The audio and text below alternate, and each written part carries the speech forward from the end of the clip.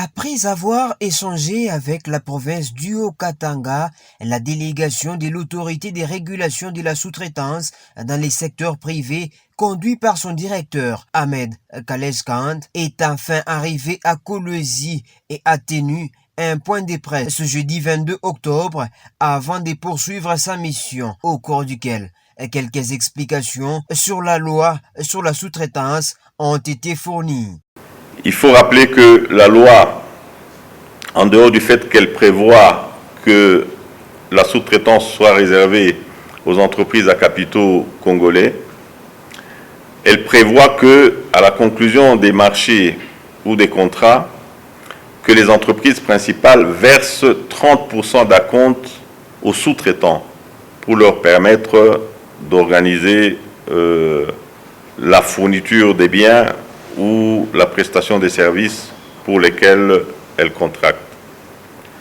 La loi prévoit aussi que, désormais, après la prestation ou après la fourniture des biens, que 30 jours après les procès-verbaux de constat de livraison ou de fourniture ou de prestation,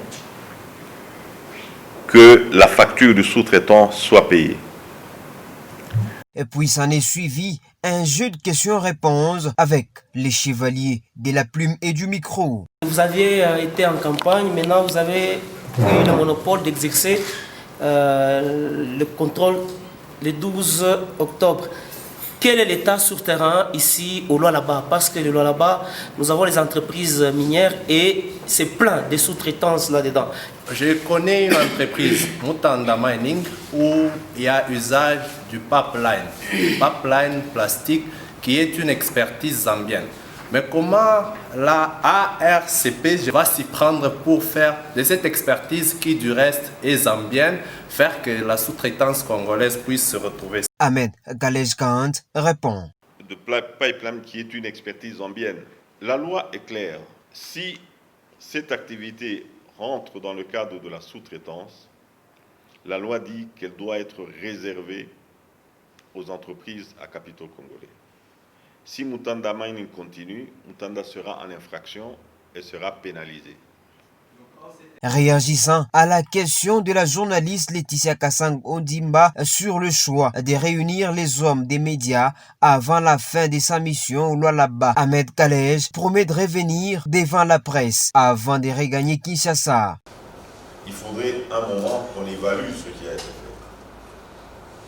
Quand le résultat sera là, nous vous réunirons encore pour vous dire voici ce que nous avons constaté, voici ce qui a marché, voici ce qui n'a pas marché, et voici ce que nous proposons pour améliorer le résultat. Il s'est de signaler que cette conférence de presse a été tenue dans la salle des réunions de l'hôtel-restaurant Moon Palace en présence du commissaire général en charge de l'économie et celle de l'entrepreneuriat des jeunes et émergence de la classe moyenne.